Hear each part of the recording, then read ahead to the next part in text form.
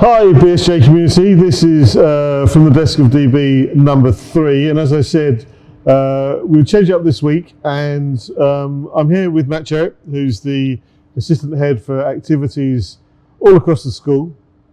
The purpose of this video blog is really to recap on what we did last year, which was a successful year for the school in sport, to give everybody a little bit more colour as to what we've done in CSAC and Fabricia, and going forward, Manchester City, all our elite programmes, and what's in store for the year. So I'm delighted Matt, who's an incredibly busy man, who works 6 days a week at this school because we have so many activities on Saturday, has kindly joined me in a newly painted sports centre. We're very happy about it, which means that we can do, we'll probably come to this later, a little bit more work on actually making it more BSJ and the BSJ House of Sport. So Matt, over to you. Last year we had a good year. What were your top 3 events or tournaments where you think we came away really strongly? Okay, so first of all, thank you, David. Yeah, last year the highlights has to be the boys badminton, CSAC. They obviously won Division 2, so that now gives us another team that's in that top division for CSAC. So in some of the sports, the CSAC sports are in 2 divisions of 8, and we want to be one of those 8 schools that are consistently performing at Division 1. So that was obviously a good benchmark for the boys in badminton. Another highlight would be the trip to Manchester and the boys getting the opportunity to be coached by a professional football player.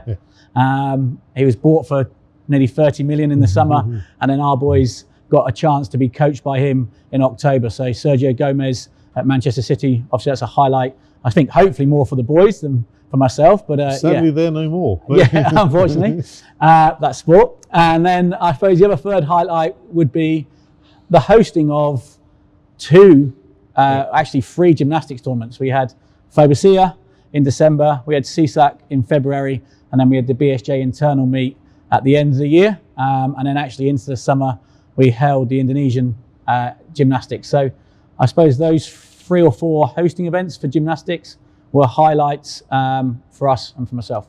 Brilliant. It was a good year, and if we cast our mind back to 2022, we developed a strategy.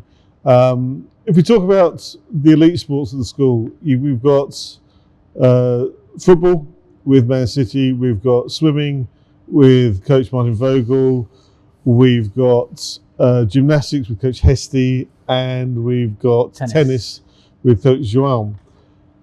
As a reflection, that was always part of our strategic move, that we've got the facilities, we wanted to get the people in. In terms of capacity building, where have you seen, let's take swimming first. Where are we at with swimming? Because I walk in, I get into my office at 6:45 every morning. I feel for the guys because they've been going for 55 minutes, and then he does some more things. But it seems like we're really progressing in swimming across the board. Yeah, I just have to take my hat off to Martin and his team of coaches. It's not down to one individual or one individual coach. So I think from swimming, where are we? Martin came in. We had this disruption of the pandemic, but he never let that stop him. Nothing normally does for Martin, but that's good. But we had Martin, he brought the team together, and by bringing a team of coaches that are pulling in the same direction, a shared vision, a vision that the school shares as well, and that they've tied in with the school vision, means that the coaches are all pulling one direction. So that cohesiveness from the coaching side means that they've got the students on board, and I think that's a big feather to them in terms of how they relate to the kids. The students turn up in the morning, and the first thing they're asking them is how they feel this morning, how did the session go yesterday. So they feel that they're part of the process. And I think if we can get the athletes to feel that they're on a journey with their coach, I think there is no limit really to what you can achieve with that coach and student relationship. So I said, swimming, I think I've got that right. I think they're doing that very well, and it has to happen, because why would you turn up at 5:30 in the morning, you say, if you haven't got that coach-athlete partnership? And I suppose what we've then tried to do is look at what's working in all of our programs and take the best bits to make all our programs successful as best they can be. So I suppose it's a nice segue into tennis, because of all the sports that we did, the return to the standards that we want, that we had pre-pandemic and post, was always going to take a bit longer. Various reasons for that. But certainly Jerome coming in, and what I see and what I feel is that appetite for tennis is really coming back in the school. Got more people playing, is that right? Yeah, more people playing. And as Joanne, when he came in, getting all the coaches together to share their best practice has been good. So building a relationship with Martin and Joanne and Steve and Joanne and Hesty and Joanne has helped. Joanne settle. I think the relationship with Joanne and the parents and the players, so getting them to understand that he's going to put a program together. It is going to hopefully allow the students at the bottom end to develop, and then from that we can pull up the elite number of players we have. That's not to say we've got players already in those stages, and Joanne's working with them. Yep. We've brought another coach on board. Yep. That was key, because the number of tennis players came flooding back, which was great. So yeah, again, it goes back to that student, athlete and coach relationship, but also having a pathway that the student can see, well, I'm here at the moment and this is where I want to get to. So one of the key things for Joanne was the younger students tend to be at the beginner or development stage, but looking up and seeing our elite tennis players on court, maybe after their training session on a Saturday or after their training session, staying for an hour longer on a midweek, that's where I want to get to. So that aspirational for the athlete as well. So really important. You know, in all our conversations, we always say that yes, we want to be competitive. We want to be a school that is recognised as being a good sports school. But with the grassroots, we go back to the broaden and build year on year, and that is something that's equally as important, isn't it? Because what we offer, the expansive number of sports that we have at the school, is a matter of choice for the students. I mean, some of our students will do swimming in the morning, football in the afternoon, basketball, lunchtime, whatever. And that's then we have the whole selection process. But what I sense is that there's a real zest about sport at the moment. Yeah, I genuinely believe the students enjoy coming down to the sports centre with the facilities we've got. They enjoy coming to their sessions, and I think with that, enjoyment becomes the de-stress, which is what we want them to do. We understand that at certain times life can be stressful. But education can be stressful, and we try and limit that in the academics, but we try and find them a pathway that they can come and just be themselves and they can enjoy just playing recreational sport. And I think if we get that right, we will get enough students that will go, I'm actually quite talented in this, and maybe not even realise it. It might not be their first chosen sport, for example. So I think lower down the school, we want more students playing a wider variety of sports, and as they move up, yes, with their time, with IB academics and other stuff that they put on top of their portfolios, they will have to start making choices. But I think what we want to try and do is order a broad option that everyone can find at least one avenue that they can enjoy and play lifelong sport. Because we talk about lifelong learning, but lifelong sport for us, as we know, is just as important. And that goes back to their whole well-being and what we do across the school. It'd be remiss not to talk about Man City. And again, I think we had a good year last year. Let's go with what we do at school. A huge amount of participation across the board. So every child gets some part of the football program within their PE lessons as they go through the year. And then you've got after school, Saturday. Talk me through the whole gambit. It's a lot. Yeah, so we've, I suppose, again, like we've looked at the program, and each year we're going to build on it. At no point are we saying we've got the perfect program. I think we always want to try and get better. So I think that's one thing we've got to realise. But I think what we've got in place is, a pathway for students to ideally identify where they are and where they can go. So like you say, we've got lessons. Every student can access that. We've got a session where every student can go to a training session after school. If they do get into selected teams, they'll be asked to train 2 or 3 times a week. That includes a Saturday. So there's an opportunity for them to play as well, to play competitive football. For those who maybe not quite there yet, we've got the external part that this year, the new layer, we're going to bring into Saturday play. And that in-house on a Saturday play means that we can start running our own fixtures without being reliant on other schools that maybe aren't or don't share the same vision as us. So that Saturday play, hopefully the parents and the students that have signed up for that will see a change there, and they'll see more of a vibrant gameplay opportunity on a Saturday, regardless if they're not in a squad. If they're in a squad and they're playing, they've got that. But if they haven't, they've still got an opportunity to develop those skills that they've learned during the week in a competitive environment that we can control, that is an environment that's going to allow them to thrive rather than maybe shrink away. And we've got to get that right. That environment is key. And when we speak to the people at City, it's about exposing players to the right environments at the right time. And I think this Saturday play is what we're going to build on. And then from that, if we look at our senior teams, last year we had 2 senior teams in CSAC.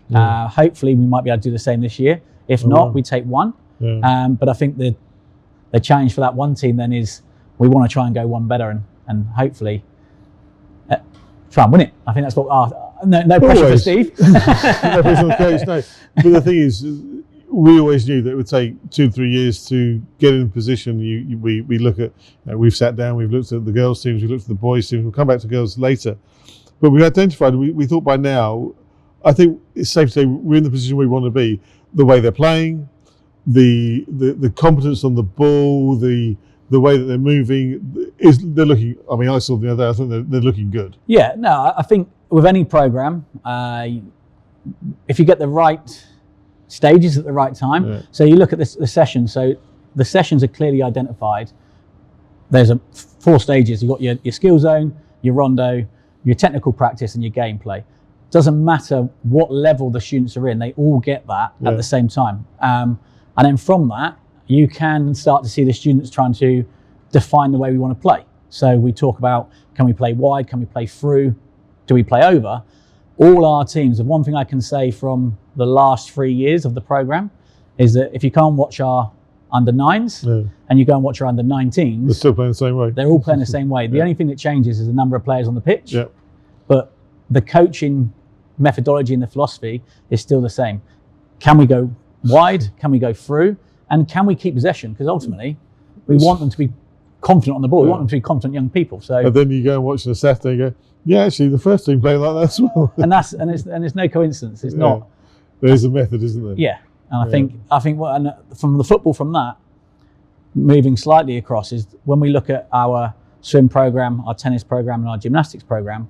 I'm working at the moment with the gymnastics coaches to say, okay, what can the parents expect from our gymnast sessions? So, is there a connection phase? So that we talk about the football having a skill zone. The gymnastics might just have a connection zone with the coach where they're stretching, but the coach is invested in the child that's turning up, getting to know them before they start taking them on that the transferable skills, exactly. And I think it works really well. If we can see that across all of our programs. Come back to gymnastics. One final bit about the football school. Going well, open to the public. We're building a rather large stadium, which will be ready in April. Again, all to expose the virtues of the whole partnership.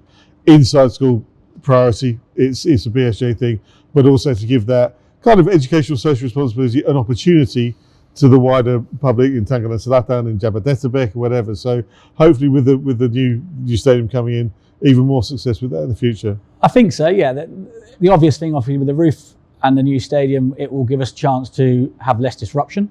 So again, we got more continuity. So the BSJ students will thrive from that, from term 2 when it tends to, we have the weather. But the external football school, obviously their evening sessions, again, we can try and develop that program.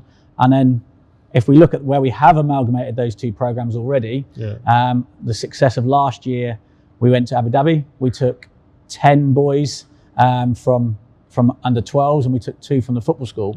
And that just meant we could go and we could perform at a level we wanted to be at, but we could also challenge. Sure. Gymnastics. Yes. Gymnastics. So from my perspective as head of school, I love it when I'm on the board of Fabricia. I rock up to the meetings and they say, David, your guys put on an amazing gymnastics event. I'm going, thank you very much. I'll pass that back to Matt. So the work that, we've got the facilities, that's brilliant, but I think the whole organisation and our commitment to gymnastics is massively important. It's a great sport. You and I weren't great at it when we were younger. Talk me through how Coach Hesse yourselves are moving it forward. Gymnastics, we've got lots of young students who enjoy it. In our primary school, it's one of the biggest sports that the students sign up for. So we've recognised that, we've invested heavily in it, and now I think it's about trying to develop those students to become the best they can. So the coaching sessions, we're working hard with the coaches about what does inspiring a gymnast look like. So again, there's different ways they can do that. With our strong links through Heste, one of the things that we are trying to explore is that link with the Indonesian Gymnastics Federation. So can we get some of the best gymnasts in Indonesia or even Southeast Asia to come and perform or talk to our gymnasts about what it takes? Because again, as we said about swimming being in early, gymnasts is maybe a slightly different one. It's maybe that repetition of multiple hours and finding that time to do that. So I think one of the big things to gymnastics is me working with the coaches to make sure that every session is the best it can be, but also the coaches and the school now trying to come together and going, how do we inspire the gymnasts to go to the next level? We've got gymnasts that are going up to level 5, 6, 7, competing at gymnastics. Brilliant. But how can we get more going to that level and maybe one step further? They're all the big sports, some of the sports, basketball, volleyball, it goes on. How are they going? Because I sense I look at the volleyball and think, okay, we've got some teams evolving here. I know the basketball is starting to grow as well. We've got a lot of Saturday play. Are you happy with it all? Yeah, I mean, basketball, volleyball, we're bringing rugby in, badminton, we want to try and make it a community sport. So I think we've got ways in which we want to develop it. We've got a plan, which is, I think, was always good. And then from there, you look at basketball, the number of students that play basketball is giving them opportunities. Our partnership with Fobasia allows us maybe now to look at post under 13. Do we look at what we can offer in terms of a competition internationally? But with the main focus, our senior sport with CSAC being, okay, that's the journey we want to get to. And we are attracting more students to come because of our basketball program, which is great. And the boys that we've already got here and the girls we've already got in the program. Last year we saw the Jakarta 3v3 NBA competition, and we had students that get through to the last qualifying round of the final. So I think the quality of coaching is improving.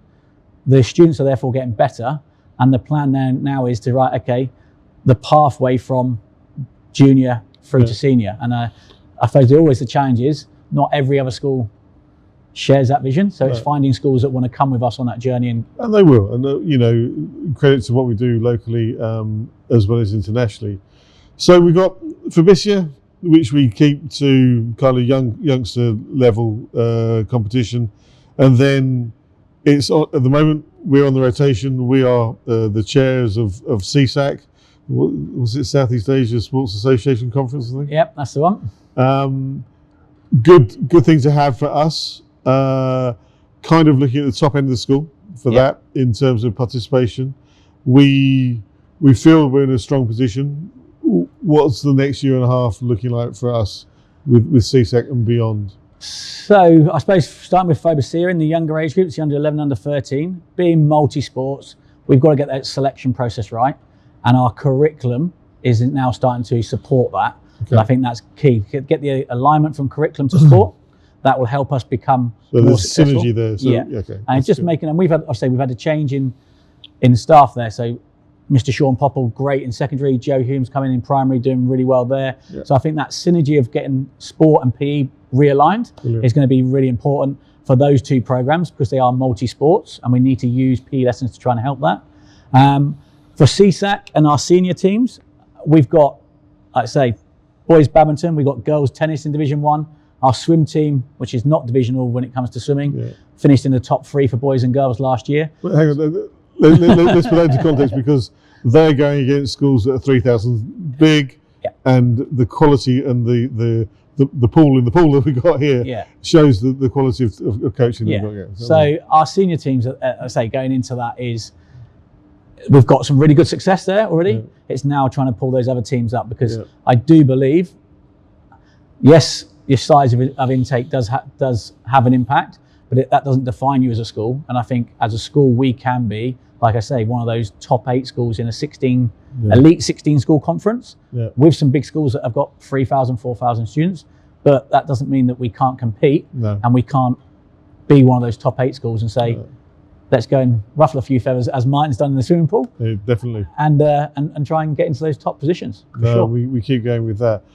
And then aside from the commitment to overseas travel, I mean, if we were to look at it, if we were 15 or 16 as students at VSJ, I think we'd probably try and do everything. And then there's more, because take City, where we're going. Where are we going this year? City, we're going Manchester in November, Melbourne in December, and Abu Dhabi in February. Melbourne, because part of the City Group own Melbourne Football Club. Yep. And again, that's another unique thing for us. This was always part of the partnership. Yeah. That it wasn't just Man City, that we could diversify and go to other their clubs.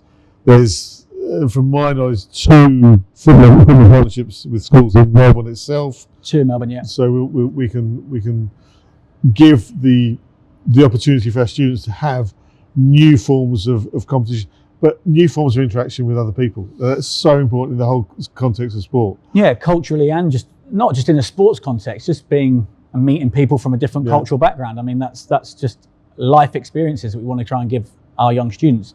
I do think back to my own school days and didn't really leave the county that I was in. Yeah. So, but we're often giving these opportunities to these students to actually go internationally, but not just Southeast Asia. We're going into, let's say, into Australia. We're going to go to Abu Dhabi, and we're going to go back to Manchester. I generally believe the experiences that those students will get are going to be invaluable. Well, to see a Premier League game is always good live, and that really is aspirational in many, many ways.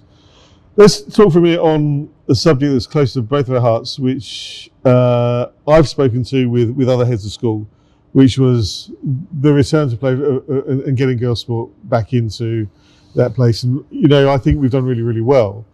The equity that we always want and the prominence of girls' sport is something that I think is really important in today's world. Progress? Yes. Listen, when we came out of the pandemic, we couldn't shy away from it. We did trials for the first couple of sports.